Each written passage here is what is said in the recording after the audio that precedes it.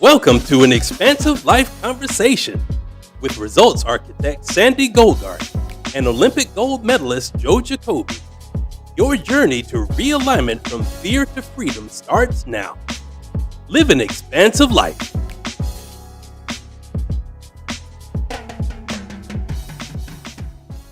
Welcome, everybody. Joe, great to see you. Bon dia, Sandy. Great to see you as always also. Yeah, man, this has been so much fun. I'm excited to get into this a little deeper. Today, we're going to not only recap the first two meetings and kind of catch everybody back up with what we have discussed already, which has been an unbelievably fun conversation to continue and to welcome others, to join us. And then we're going to dive into something that I think affects all of us, which is relationships and how we relate. So looking forward to getting into that. But as always, I think it's a great idea for us to get present. So we'll take about 1 minute just to settle in, make sure that we leave behind a lot of the distractions and just become fully present with what's right in front of us. So we'll do this quick series of box breathing, and then we'll go through and kind of catch everybody up with where the conversation has gone to this point before we jump in and get all these wonderful insights from Joe on relationships. So if you can just settle in, try to let your shoulders drop. As you do this, you'll find that that's a great way to settle in. And we'll just start with 3 very quick but very effective box breaths. And what I'll do is lead the count for an inhale through the nose for 4. We'll hold for 4 and then exhale for 8. And we'll just do 3 of these really quick to get us all settled and present. So on my count, let's go in, 2, 3, 4, and hold, 2, 3, 4, and then exhale, 2, 3, 4, 5, 6, 7, 8, and in, 2, 3, 4, hold, 2, 3, 4, and exhale, 2, 3, 4, 5, 6, 7, 8. Last one in, 2, 3, 4, and hold, 2, 3, 4, and exhale, 2, 3, 4, 5, 6, 7, 8. All right, we have arrived. So thank you again, everyone, for joining us. I thought what would be a really nice way to start today's call, Jason, if you could put up the slide that kind of shows a good summary of what we've been talking about when we're talking about leading an expansive life. And I think some of the main, concepts that we've covered is so much about leading an expansive life is realizing how expansive your life is and then can continue to be by being present and recognizing it for exactly what it is, and then realizing and checking in with, do you have the space? Have you created the space to allow your life to expand? And this is one of the concepts that is prevalent in a lot of teachings, whether it's Zen, whether it's yoga, whether it's Ayurveda, this idea of space being ever expansive but also contracting, kind of leads us to the beginning of being able to lead an expansive life, which also dovetails into relationships. If you're trying to maintain and spread your energy everywhere, giving it equally to a number of different places, people, circumstances, you become very depleted very quickly, and you're kind of more of a juggler than you are the director or the king kind of leading your expansive life. So, Jason, I don't know if you have the ability to pull up that slide and share that with everybody, but that might be a really quick summary for us to look at.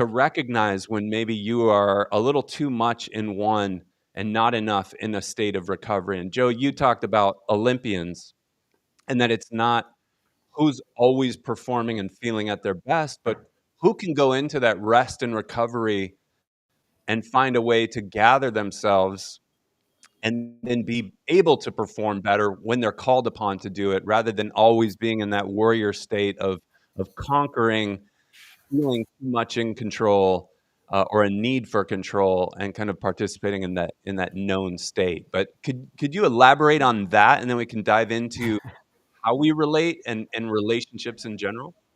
Yeah, I first of all, Sandy, it's such a beautiful visual that you created there. And I think that these are really helpful to give people just a picture of where they are and how to think about how you think. And I just more thing I wanted to say about the visual is that I think that when we are presented with a visual that sort of allows us to map out where we are, it's not about just trying to like push us up to one area as much as just the real value in these kind of visuals is to notice where you are. And once you notice where you are, then you have the ability to start thinking about what might be affecting that, how your thoughts are, where you are, and we can start to play with that a little bit.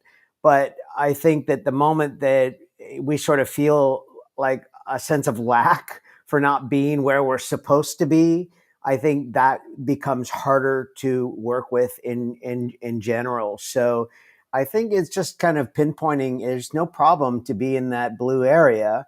It's just to notice it, and then once you kind of accept that, you can really start to work with these things. But relative to the rest and recovery, I think one little story, Sandy, that I like to tell. In fact, just before we started the broadcast today, Jason and I were talking a little bit about my running habit. So I'm a 5 day a week runner. I don't measure anything when I run. I usually run on average for about an hour a day when I go running. But the way I think about running is not that I go running for an hour a day. The way I actually think about it is that when I finish running, I'm on a 23-hour break until I go running again.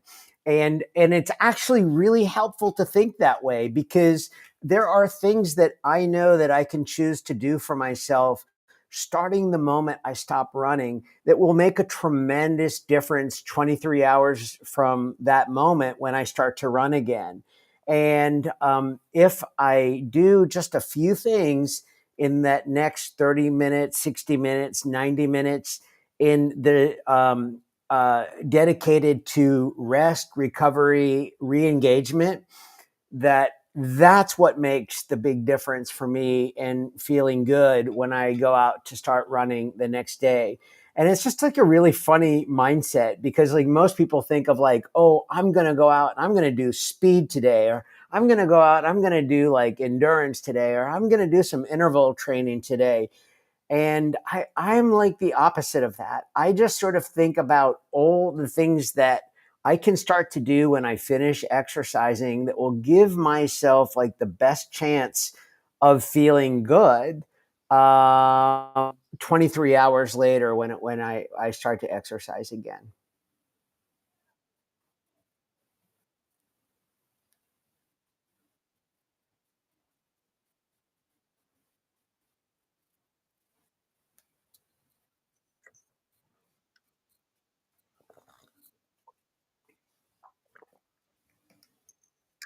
Start with this idea that has served me so well in trying to figure out, how do I spend more time at the top of that chart in rest and recovery. And what all of this comes down to for me is really understanding that I've created this understanding for myself, and my job's not to push this on to anybody, but it really serves me really well to know I truly believe that we're here to emancipate ourselves as boundless beings and find any place that we may be stuck in the conversation going on in our head or how we relate to things that has us feeling anything but boundless and limitless. And so with that, I've adopted one of the things that Peter Crone talks a lot about, which is the idea that life will put people and circumstances in your life to show you where you're not free. And that is such a freeing way of interacting, so that rather than being triggered by what people are doing, what circumstances I might be faced with, and judging those circumstances, I can start to look at those things as, okay, if I feel a little bit uncomfortable here, what is it showing me about myself where I'm stuck, where I'm anything but boundless and limitless? And that has really helped me to get out of judging, what other people do, judging circumstances, feeling any part of being a victim, and being able to take full accountability, which I think is the other big key to living an expansive life, and that is accountability for myself. How do I relate to circumstances? How am I relating to other people? And there's nothing wrong with anybody else. Nothing. They're just unbelievably limitless souls doing the best they can with the level of awareness that they have. And it's my job to kind of align with the people that, I want to be around, that I think are in the trajectory of where I want to take my life. And, kind of reminded me when you were talking about running, that's really your relationship, if I'm hearing you correctly, with running, rest, recovery, and fueling yourself with energy so that the rest of your 23 hours can be more expansive, more exciting, more amazing. That's the idea. I think we can apply this to so many parts of our life. So I think when I think about an expansive life relative to relationships, I tend to I focus my relationships sort of in three areas. Naturally, there's relationship with others. I know we're going to talk a lot about that. One area that I focus a lot on, and my relationship with this has changed a lot in the last 10 or 15 years, is my relationship to nature. Like, that's its own thing. And then there's relationship to myself. And I think one of the things that you are saying, one of the things I'm taking away from what you're saying, Sandy, and kind of what you've also were sharing about Peter Crone as well. At the end of the day, the relationship with others is a vehicle for self-growth. It's a vehicle for how you work on the relationship with yourself. I love that idea that, the people that show up in our lives, that, it's meant to teach us something. We're meant to learn something there. And there's a lot to that. Like, I mean, nothing we're going to cover in just 60 minutes, but I do think that there is something very special and very unique when we start to look at all these relationships that are showing up in our life. I can't control what Sandy is thinking or feeling or hoping for, or what his perspectives are, but I can be with that. I can be with that. And I think that when I start to do that, how I show up, how I show up in your eyes when we're together, how I see myself looking at you, look back at me. Like, I think that is, I think when you pause and just take some stock of what's happening in those moments, I think in all kinds of relationships in our life, we start to sort of see this differently, and you start to give yourself more space, more generosity, more empathy for who is in front of us, because we start to see ourselves differently through the eyes of others. And I think that's really at the root of that idea of, when people show up in our lives, it's all of it. We didn't expect any of it. We didn't even get to choose our parents or choose our siblings. But again, we see so much in ourselves by like how we see the others looking back at us. Yeah, I love that. I think, as I've kind of created that belief system that serves me really well, it helps me relax. It helps me realize that life's not happening to me. It's just happening. I'm Yeah. just the observer. I can distance myself from thinking that anything in life is actually happening to me. Therefore, I don't need to react to it. I can just observe it. And I think the fuel for creating more and more alignment in your life, which leads to a more relaxed being, and then a more expansive way of living and knowing that you're free, that you're limitless and boundless. The fuel for that is awareness. And I think that's part of what you're sharing is the more aware I can be, the more space I create, the more space I can hold for other people and allow them to just be and realize there's nothing wrong with anybody, including myself. And we're all just doing the best that we can with the level of awareness we have. So if I want to lead a more expansive life, I'm simply just becoming more and more and more aware. And I think this is one of the things that, in the journey that I've been on, that I've found to be fascinating. And there was this kind of crossover moment, where you're doing all of this, work, you're freeing yourself, you're raising your level of awareness, but you can't help but wonder, like, man, when is the amazing life going to show up? Like, when is all the cool stuff going to happen?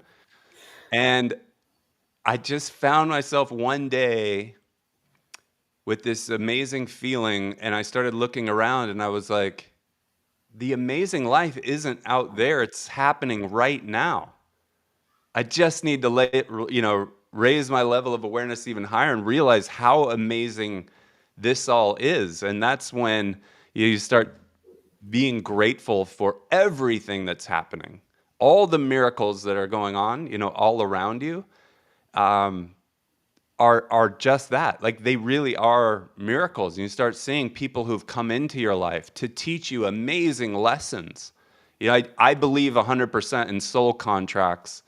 And sometimes those soul contracts, we want to think of like a soulmate as this fairy tale romance.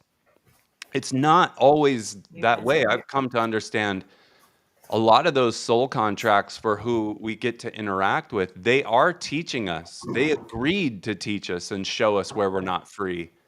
And they had to show you things that you were holding on to so tight that were triggering you. And they're doing their job to fulfill their soul contract by showing you all the ways that you're stuck. And what I've learned from that is if I take any part of that and I blame them for the way they're acting, I'm not doing my part in learning my lesson for where I'm not free.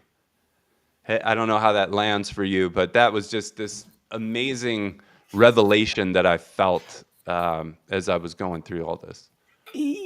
Last week on this conversation, we talked about expansive, what does it mean? What does expansive leadership mean? And, that conversation really reminds me of like how much I was lacking as a leader so much when I was the chief executive officer of USA Canoe Kayak, that, a job I did for 5 years. And it was just so easy to kind of tear down and judge. And I was deep in that blue space on the visual, during that time in my life. My work life my life looks very different today than it did when I left that job. And I left that job in on really good circumstances, much better than like the darkest time of that circumstance. But, Sandy, one of the things I love about our conversations is that you've met my partner in life, Maria, and we talk about what you just said. She talked about that from the beginning of our relationship about, this is a vehicle for us to like learn about ourselves. And I just remember like that was that.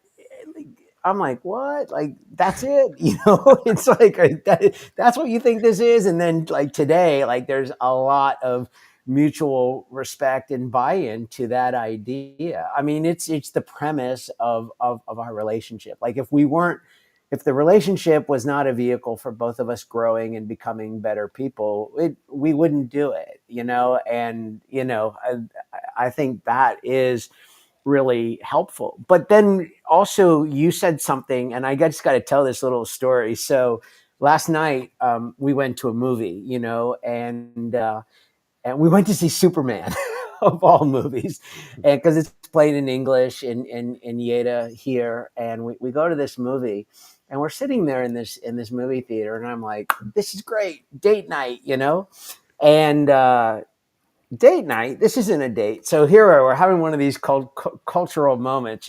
We start talking about like what's a date, what's not a date, right? And I'm like, look, we're seeing Superman. It's like the American definition of date wins. Like, this is we're not going with the Spanish and the American or the Spanish and Catalan definition of date. We're going with the American definition. So we go to this movie, we laugh a lot, we have a good time, and we come out.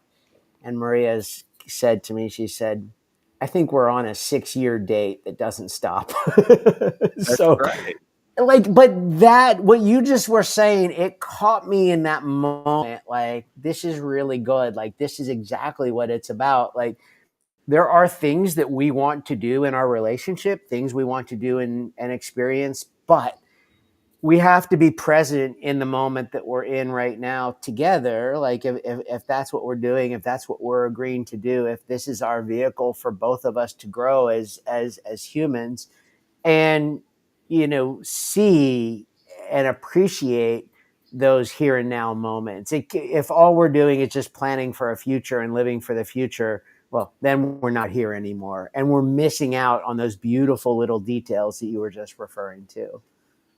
Yeah, because the most amazing relationships are just a continuous stream of now, right? Like, so often we build a narrative and a conversation and a story in our head, and unbeknownst to us and unbeknownst to maybe our partners, our friends, our colleagues, employees, we create a story that has roles in them, and we start assigning people to those roles, and they may not even know they're playing those roles inside of our story. We may not have no idea we're playing a role in their story, but the story is fast forwarded to a future state that somebody's holding on to so tight that we then forget to just be present and just kind of allow each other to be exactly who we are and appreciate those things. So when you have a role that somebody's playing in your story, you're constantly evaluating how well they're playing the role,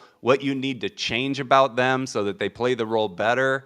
And you're introducing all of this friction, and sometimes even going so far as to potentially suggesting to the other person that there's something wrong with them and they need to change so that your story can play itself out. And that I think is when things can start to get a little bit dangerous, contentious, and you start needing counseling or something along those lines. But what I love, and we talked about this in the expansive leadership conversation last week, is the moment I realized that people don't actually fall in love with the other person. People don't actually fall in love with the circumstance.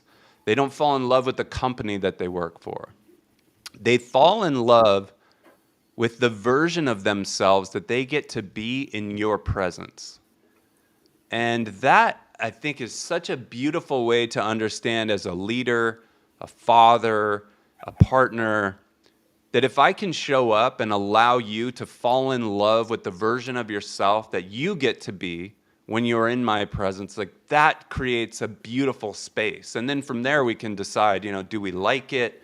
Are we, growing closer together? But you can allow people to just be, a human being, not a human, doing, or a human playing a role that you need them to play. And that also just creates like a lot more beauty, in life, in work, in just about everything that we do. And I also want to engage with the audience and let them know too that in the chat, as we're having this conversation and any questions come up, please feel free to log your question in the chat.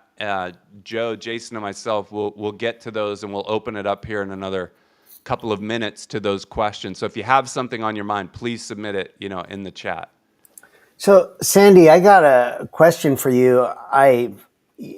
I wonder, the first time that you kind of came across this idea, that you heard, you felt, you explored this idea about, say, a relationship with another person, being in love with another person, that it's really loving a version of yourself that's experiencing that other person. When you first did that intake of that, the first time you heard it, how did it sit with you? Did it come naturally? Like, oh my gosh, that makes so much sense? Or you're like, no, that cannot be right. Yeah, great question. It hit and it landed like one of those very freeing realizations. I think sometimes we worry so much about what other people think about us.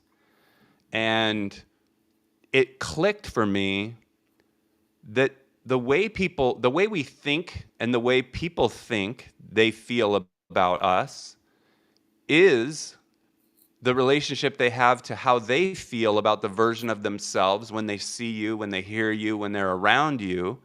And so it kind of freed me up to know I can be just myself and not worry about what expectations other people have on me, what role I'm playing in their story, or what they think about me, because it's a lie, because it has nothing to do with me. It's how they feel about themselves in my presence or listening to me or whatever else. And so that created this really healthy distance between it, to say, I can be okay with if somebody says oh, I can't stand that guy.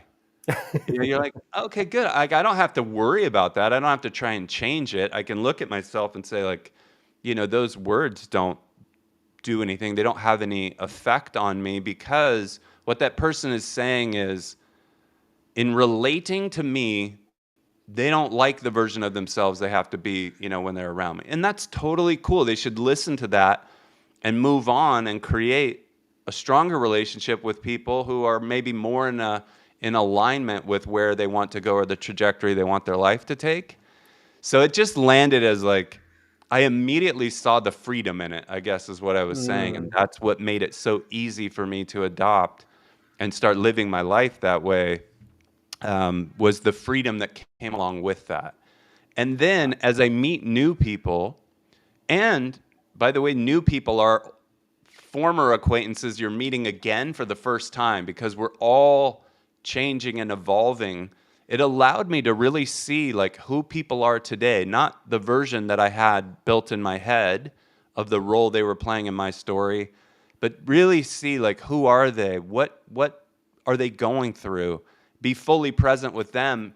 And that has only strengthened the bonds that I have with some of my best friends, acquaintances, people I get to work with.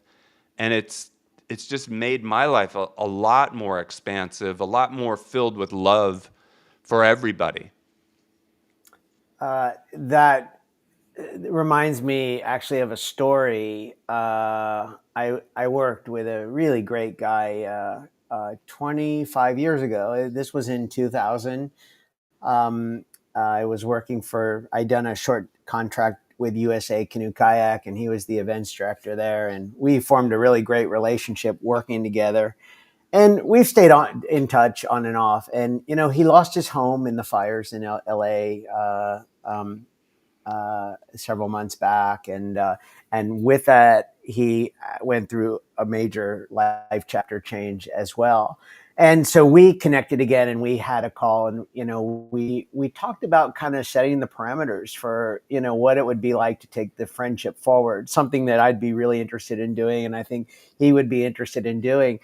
But because of the points that we're talking about right now, and sort of the work that I've done with myself around this point, because the way it hit you, it didn't hit me. I actually resisted it in so many ways. And we can come back to that in a moment. But what I Yeah. said to this friend was, I'm like, let's make a deal. Like, of course, we have good memories about the way life was 25 years ago, but let's just really be like, let's just start this from where we are today without looking backwards. Like, we'll always have that. We can, that'll always be a frame of reference.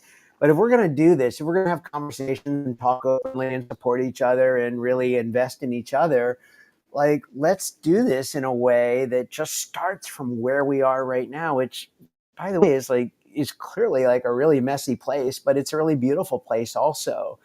And I wouldn't have had the presence of mind to talk like this to an old friend, even not even 6 months ago, let alone 1 year ago, 2 years ago. I wouldn't have had the presence of mind to do this without without reflecting on the kinds of things that you and I have been talking about in this expansive life conversation over the past few weeks, but things that you and I have been working on, for a while now. But I think when you actually start to see that, and it really, how freeing how liberating it can really be just to be able to say to an old friend, hey, we'll always have that, but let's just start from where we are and go forward from here. So I think that, I found that to be really powerful, and it's been amazing. The relationship with this person has been fantastic and very special and meaningful for both of us. Yeah. So I think what we're talking about here is, it's not just nice to process, nice to think about, nice to say, but my gosh, it feels like a million times better to really, to be in that space and to live in that space. Yeah, I mean, it's made a massive difference and a massive positive shift in my life to even just give people the space and the permission to show up as the new version of themselves.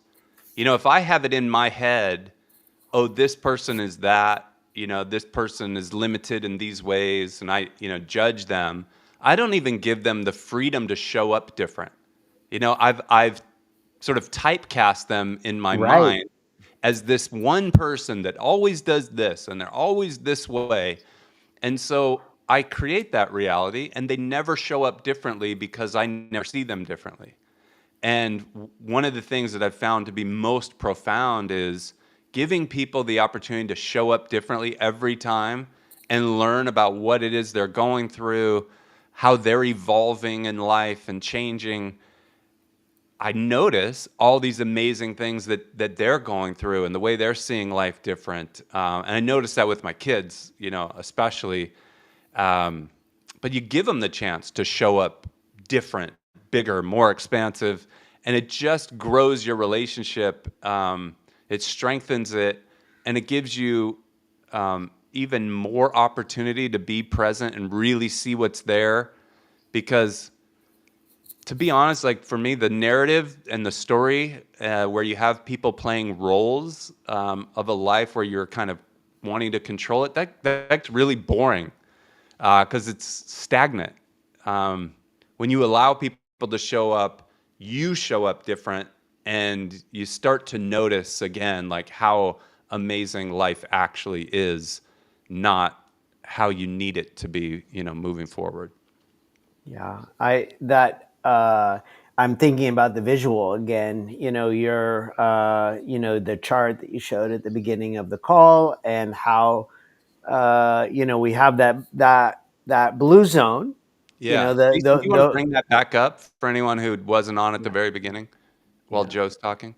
Yeah, those lower points, like, I think giving the space for people to be there, I mean, is very freeing. It's like, every time that we are in front of another person, we are in front of their entire chart there, the gold at the top and the blue at the bottom. And it's like, we're not judging it. Where you are is a part of who you are. Like, what I love about the chart is, like, that range of humanity that's there, and the things that influence our feelings and our thoughts and our behavior. Yeah, it's just accepting that, giving ourselves the space for that, and I think that's a true gift in a relationship. But I think that also brings me back to sort of another question that I have for you, Sandy, is that we are talking a lot about relationships, with others, relating to others. How do you approach? Are there things that you do on your own, working on relationship for yourself, like when you're not under the energy, under the tensions of being in front of another person? Are there things that you do on your own to kind of better prepare yourself to work on that relationship with yourself, specifically for being more of who you want to be, authentically want to be as you show up in front of others? Yeah, well, I do a lot. Probably a bit obsessive here. Because the more the more you sample and taste it, and you realize like how great life is when things are this way, the stronger the hunger and the desire for me grows. And like what I'm looking forward to emptying the tank, all my karma on, is allowing the most authentic version of myself to come forward. And like I just keep digging and I go deeper and deeper and keep freeing that person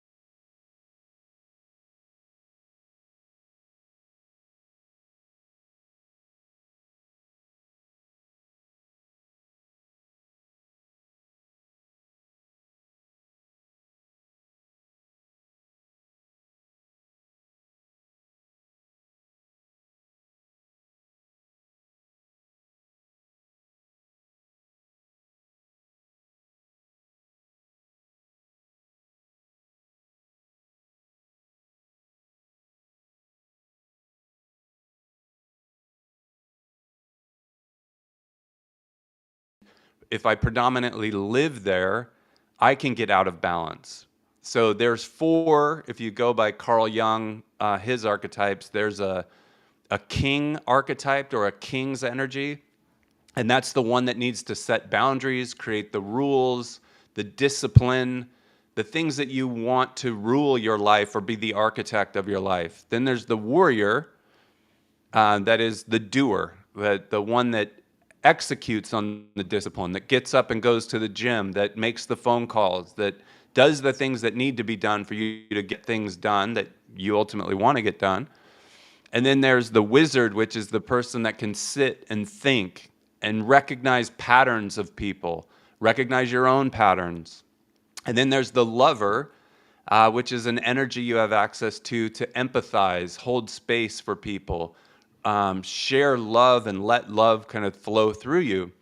And all of these archetypes are energies that when you rely too heavily on one of them, you can recognize when you are out of balance. So, if you're too much tapped into, this lover archetype, you'll recognize like you're not doing enough. You're sitting around and kind of loving on everybody or everything, but you're not getting a lot done.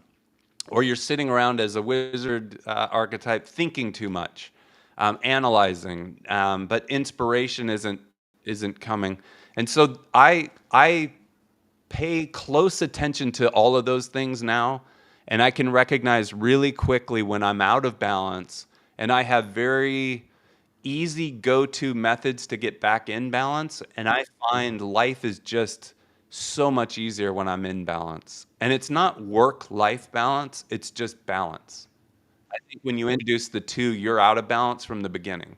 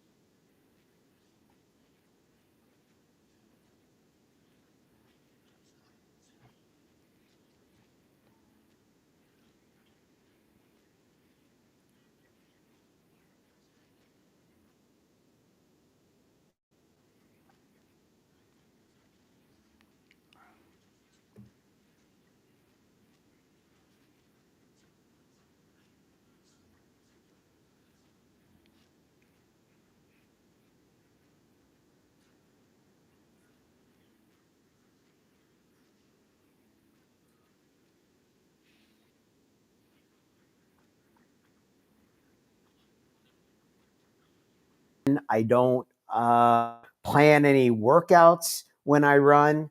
I just go out and I just get started, and then I kind of decide how I'm feeling. I really listen to my body. I listen to nature and start to make some choices about what's right.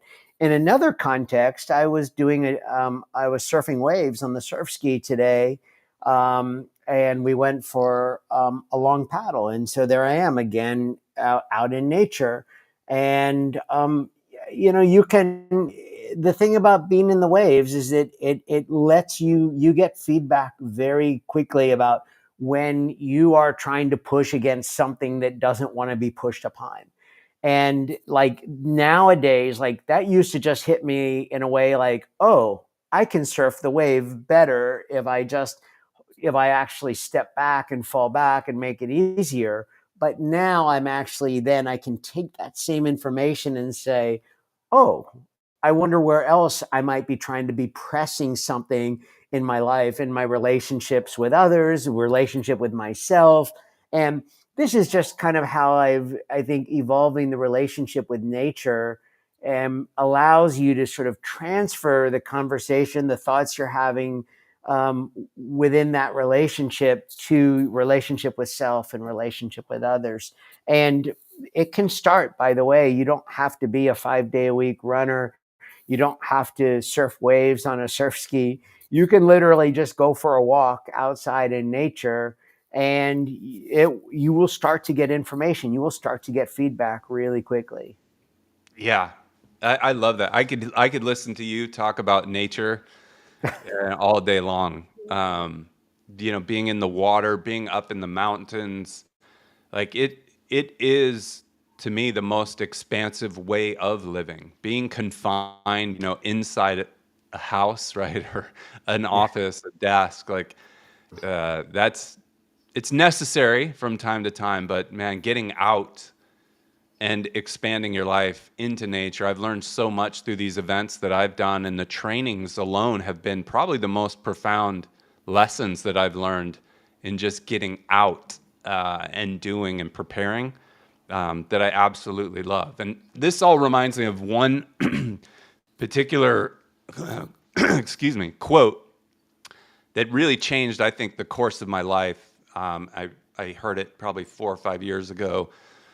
At least that's when I remember hearing it from Rumi, the poet, that said, when I chase what I think that I want, my life becomes a furnace of stress and anxiety. And when I sit in silence and I realize that what I want also wants me, it's looking for me and it will find me. And something about that just made my heart kind of vibrate, and it made me think, I have to embody and figure out what that is, because it didn't make any sense at the time. It just didn't feel possible. It felt like there's no way that could really work in our world the way that it's set up and constructed, that this might not have any relevance, but my heart was telling me this is everything. And if I could learn kind of what the secrets are to it, and I have to say, now that I have raised my level of awareness, I can see when I'm forcing anything, it really does introduce stress and anxiety. And when I allow people to naturally come into my life, clients to naturally find me, it is so amazing to work with them. When I start chasing them and think that I need more, it does become this furnace, and it moves you below the line if you're not too careful, or if you're not careful. You can move below the line really quickly just by attracting in what you think you want that's not in alignment with what really wants you and what you really want.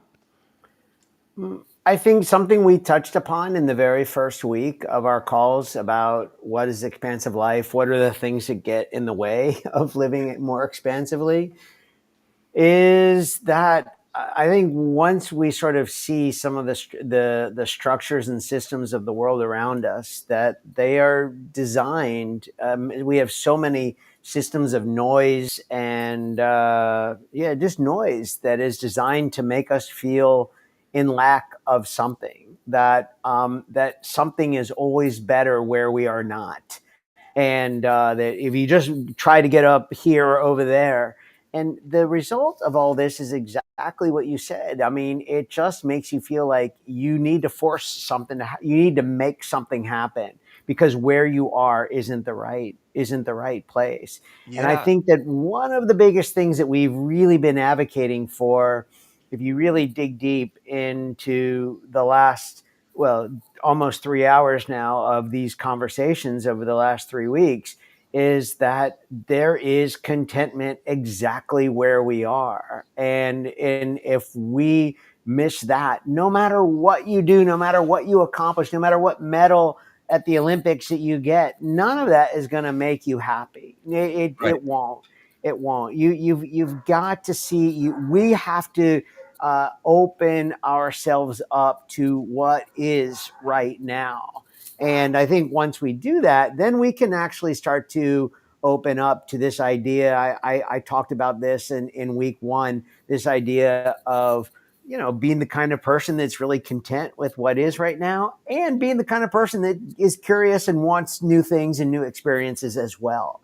But Right. I cannot have the second without like being so grounded in the first. Well, I mean, this is everything, right? About stress.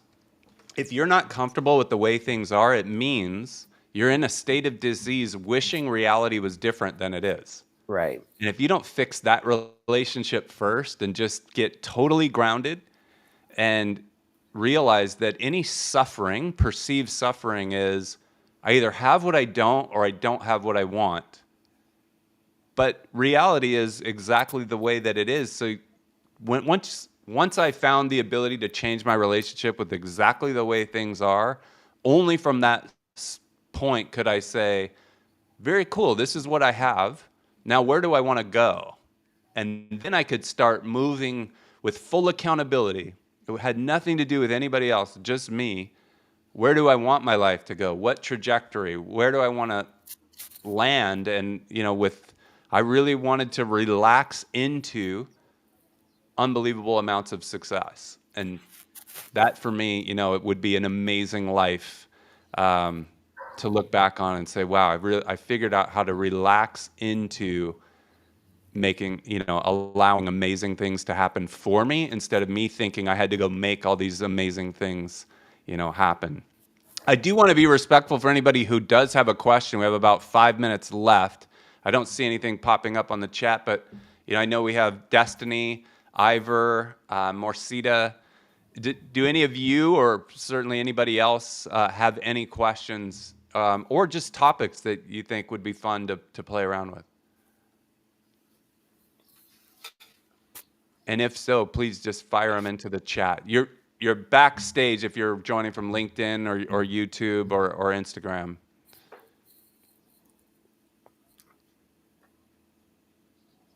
Sandy, I think as we wait and see if we for some questions that come in as well, I think it's also maybe a good time to just invite people that are listening that maybe talk about setting up some of these our future calls that aren't recorded live, so that we can actually move some of these topics into. It looks like Ivor has a question coming as well. All right, Ivor, let her rip. You'll have to put it into the chat, though. Yeah, what Joe's referencing while we wait for Ivor's question, one of the more beautiful things in all of this is purging the stuff, the we'll call it interference, things that you're having a hard time relating to, things that may have happened to you from the past, things that you're holding on to. And Joe and I have talked about the importance and the power of having a call where it's only for select individuals that want a private, safe place just to kick some things around that might be personal, how maybe the way relationships are going, or your job is going, or you're struggling with, maybe a boss or someone else that you need to relate to.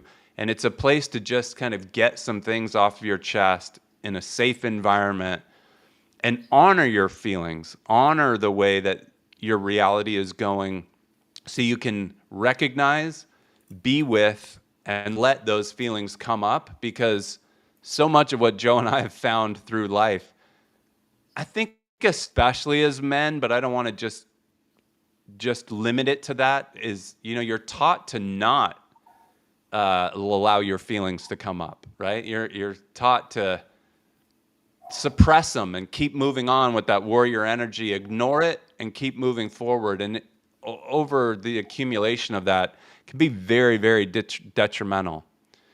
Ivor, I'd love to get to your question here. If you have, are you able to type it in?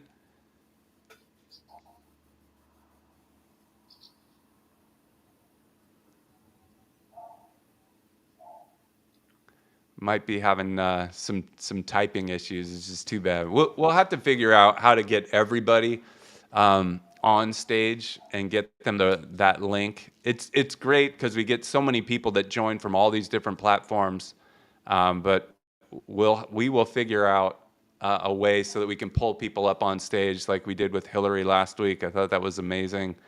And share the stage with all of you amazing people that tune in.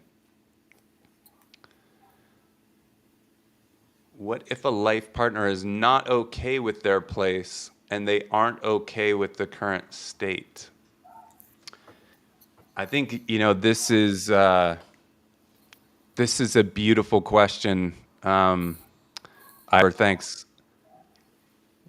One of the things that I think happens when we have a relationship with a partner or a significant other, is that we can sometimes contribute to the idea that they may think there's something wrong with them, or we suggest like, hey, this is amazing. I think you should come along with me on this journey. And the reality is, they may not be in a place where right now, they want to go on that journey. And just to hold space for them, recognize them, and honor their reality, and let them know that wherever they're at, Joe, you referenced this earlier with the chart, wherever they're at is totally fine. Like, there's no right or wrong. There's no pressure to move anywhere. Sometimes it's best just to sit with your reality and allow somebody the space to see for themselves. Is this working for me? Knowing there's nothing wrong with me, but do I like the way things are? Do I like the way I feel with the way things are going? And only from that point, when they decide that they want to change and make a change and move forward, is it then right, for them? And we can always hold the invitation that if there's anything that you ever want to do, anything you want to explore or try out, I'm here for you, supporting you, being your hype squad, that'll be there to let you know it's okay to explore it. But just know, and I think sometimes helping them realize that there aren't no human has any problems. It's just the way they're relating to their circumstance, and knowing that it's safe to work to dissolve the idea or the thinking that they have any problems can sometimes be a much bigger relief than trying to tackle, a perceived problem. Joe, I don't know if you have anything you want to add to that. Yeah, just not much. I love what you said there, Sandy, is that, when I sort of, and by the way, we can have a great conversation that you and myself and Ivor and dig a little deeper into this, and of course, which would be fascinating. But I guess what I'm feel like is coming up for me a lot in my own life, and then as I sort of relate to others, I'm always sort of open to like where I'm feeling the most resistance from, right? Yeah. And then to be like, what if that resistance was totally okay? What if there was like nothing wrong with that resistance? Like, it's okay to be not okay kind of thing. Yeah, right. Yeah, you start there, and as the person that you care about, and you start from there, because the flip side of it is like the more that we sort of make a thing of it, like not being okay, not us, but the person that is like not okay with it not being okay, it's like kind of giving oxygen to a fire. It's like you're just believing more into this idea that, like we were talking about before, something is better over there and something is lesser right here. But I think that I'm just sort of really trying to look at in my own life, and then as I relate to and with people I care about, people on my creative journey, people on my my journey with Maria. Yeah, I just sort of am always just sort of feeling the resistance, and then the second part of that is like, yeah, what if that's just totally okay, and like we welcome that a little bit more, Yeah.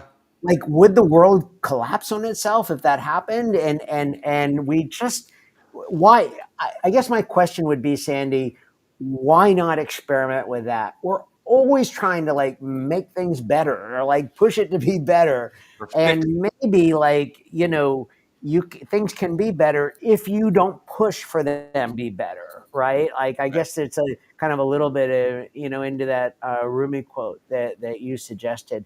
Yeah. Ivor, I hope that that's helpful. I know that, you know, it's not easy to type these, you know, to put that in writing, but I think continuing more in, you know, actually talking would be amazing with you too, Sandy. That would be so Yeah. cool. Well, and not to suggest this to Ivor specifically, but Right. the other thing that comes back to this question, just in general, is to play around with what is this showing you about where you might not be free. You know, a lot of times, like we'll see something, we'll think it's over there, but when we sit with it long enough, we realize maybe there's something I know about myself that I'm not okay with, that I'm not dealing with. And you can go a little deeper because that's part of the beauty of the reflection, that it's mirroring for you that maybe there's more that I need to go through to be okay, to find a deeper sense of love for this person, the way that they are, honor the way that they are, and just see, you know, what might be there. That just more passionately curious way of going about it. So look, we're out of time. Seems like the time runs so quick with these conversations, but I want to thank everybody, you know, again for joining us. Joe, I want to thank you again for showing up, taking a break from the waves to join in on this conversation. I look forward to one day being there in Spain with you and participating. But okay, I love it. It can't be me. It's them, right? It's them. All right. Well, thank you so much. I look forward. We'll be in touch, and we'll find a way to pull together that container that you mentioned, Joe, and let people opt into that easily. So thank you for that reminder. All right, everyone, have a fantastic week, and thank you for tuning in.